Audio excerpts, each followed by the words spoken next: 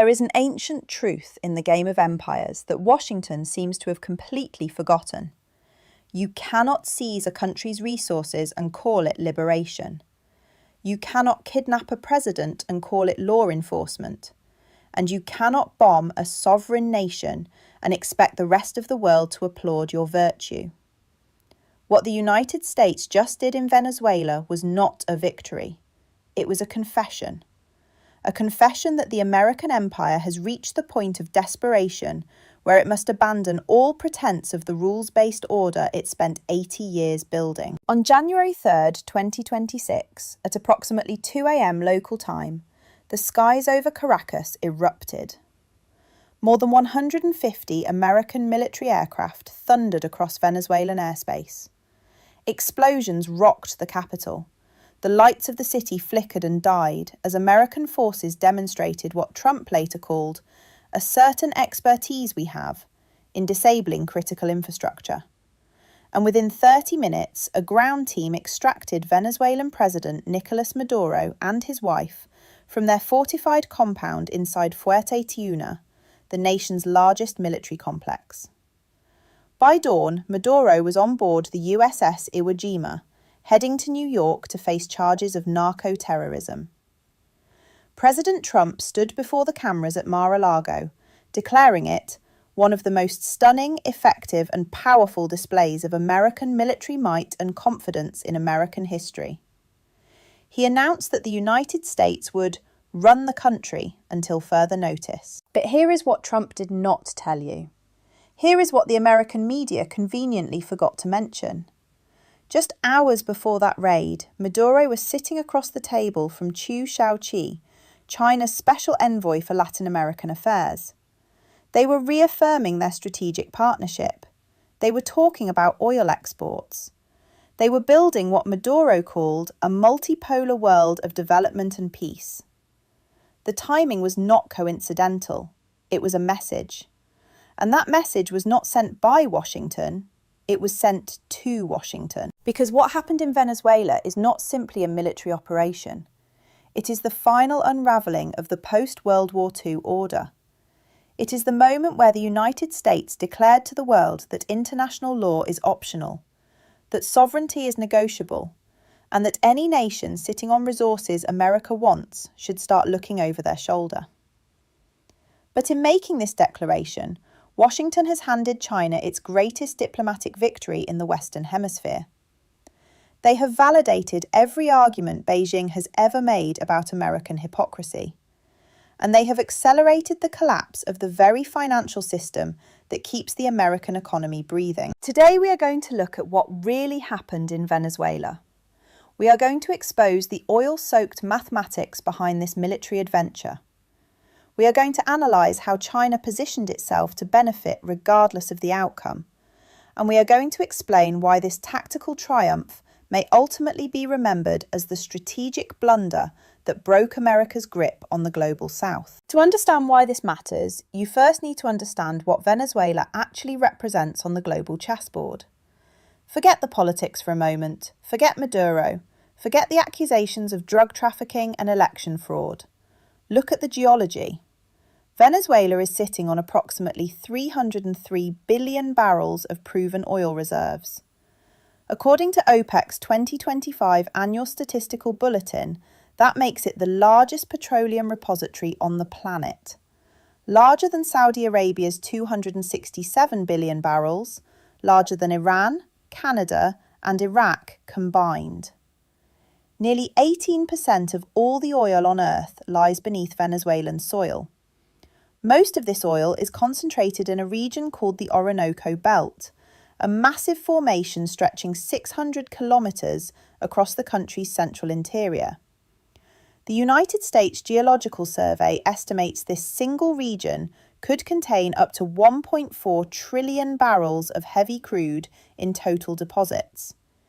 Even conservative estimates put the recoverable reserves at nearly 400 billion barrels. Now here is the critical detail that changes everything. Venezuela's oil is not like Saudi Arabia's oil. It is not the light, sweet crude that flows easily and refines cheaply. Venezuela produces heavy, sour crude. It is thick, viscous, and packed with sulfur. It requires specialised refineries to process. It requires expensive infrastructure to extract. And critically, it requires specific machinery that exists in only a handful of places on Earth. The massive refineries along the American Gulf Coast were built 50 years ago specifically to process this type of heavy crude. When the United States talks about energy independence, they conveniently omit this detail. Yes, America produces a massive amount of oil from its shale formations, but that oil is light sweet crude. The American industrial machine, the refineries that produce diesel and jet fuel, and the essential lubricants of modern logistics, was designed to run on the thick sludge from the Orinoco. For decades, this created a perfect symbiosis. Venezuela pumped, America refined, everyone profited. But then came Hugo Chavez, then came the nationalizations, then came the sanctions, and then came China. The relationship between Beijing and Caracas is not a recent development. It did not emerge as a response to American pressure. It was cultivated deliberately over 2 decades as part of China's grand strategy to secure resource access across the global south. In 2001, Venezuela became the first Hispanic nation to sign a strategic development partnership with China. That was 25 years ago. Since then, the relationship has evolved through multiple phases, from strategic partnership to comprehensive strategic partnership, and finally to what both nations now call an all-weather strategic partnership. What does that partnership look like in concrete terms? According to data compiled by the Council on Foreign Relations, China has extended nearly $60 billion in state loans to Venezuela since 2005. That is nearly double the amount China has loaned to any other Latin American nation. Most of these loans were structured as oil for financing agreements. Venezuela received the capital it desperately needed. China received guaranteed oil shipments and established a foothold in America's backyard. The China Development Bank and the Export-Import Bank of China became Venezuela's primary lenders when Western institutions slammed the door. They funded infrastructure projects. They built railways. They constructed telecommunications networks. They essentially replaced the role that American capital once played in the region. But the investment was never just about money. It was about positioning. China National Petroleum Corporation, the state-owned energy giant, established joint ventures with Venezuela's state oil company, PDVSA. The most significant of these, PetroSinavenza, was formed in 2008 to develop the extra-heavy crude deposits of the Orinoco Belt. This was not a minor arrangement. This was China securing direct access to the largest oil reserves on the planet. According to recent analysis, approximately 85% of Venezuela's total crude production is now destined for Chinese refineries. China built specialized facilities capable of processing the heavy, sulfurous Venezuelan oil that other nations could not handle efficiently. They created the infrastructure, they trained the personnel, they made themselves indispensable. And then, in May 2024, China and Venezuela signed an investment protection and promotion agreement. This was not reported widely in Western media, but it was a significant development. It established a formal legal framework protecting Chinese companies operating in Venezuela, ensuring their assets would be safeguarded regardless of political changes. Beijing was preparing for exactly the scenario that just unfolded. When American forces captured Maduro, they walked into a country where China has established deep commercial roots. They seized a leader who, hours earlier, was meeting with Chinese diplomats to discuss expanded cooperation. And they created a crisis that, regardless of how it resolves, serves Beijing's strategic interests. Consider the immediate aftermath. China's foreign ministry issued a statement describing the operation as deeply shocking and the blatant use of force against a sovereign state. Foreign Ministry spokesman Lin Jian called it a violation of international law, the UN Charter, and basic norms governing relations between nations. China demanded the immediate release of Maduro and his wife. But look past the diplomatic language. Listen to what China did not say. Beijing did not threaten military retaliation. They did not announce sanctions. They did not withdraw their ambassador or sever diplomatic ties. Instead, Chinese officials emphasized their intention to maintain positive communication and cooperation with whoever ends up governing Venezuela. They made clear their commitment to oil exports would not change regardless of how the situation evolves. This is not weakness. This is strategic patience. China understands something that Washington apparently does not. You do not need to control the government to control the resources. You need to control the infrastructure, the shipping lanes, the refining capacity, and the financial relationships that make resource extraction profitable.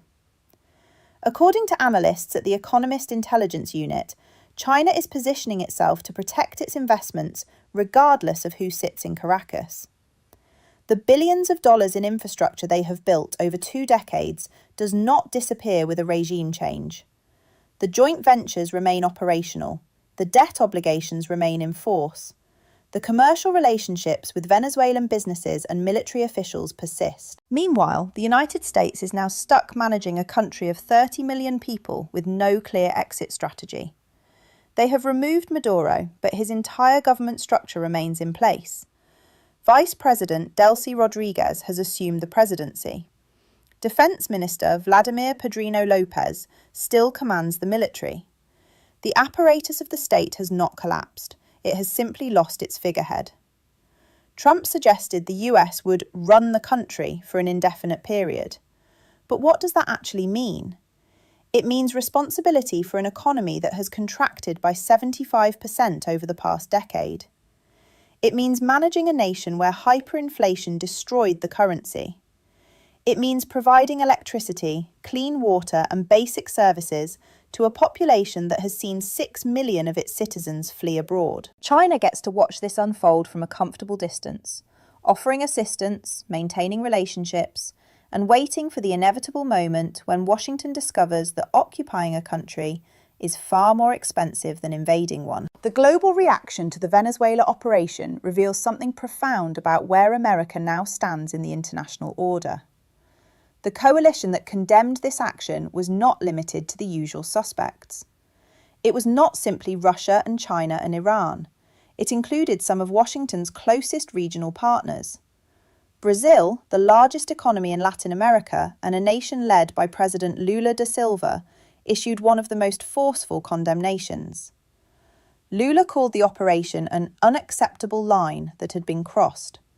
He warned it represented the first step toward a world of violence, chaos, and instability, where the law of the strongest prevails over multilateralism.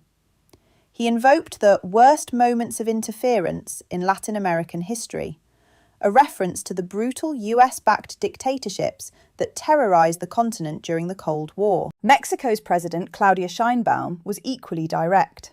She stated that the strikes breached the UN Charter and demanded an immediate end to all acts of aggression. At a January 5th press conference, she delivered a line that will echo through history. The history of Latin America is clear and conclusive. Intervention has never brought democracy. Colombia's President Gustavo Petro called it aggression against the sovereignty of Venezuela and of Latin America. Chile's outgoing president, Gabriel Boric, condemned what he described as a violation of an essential pillar of international law. These are not hostile nations. These are democracies. These are countries that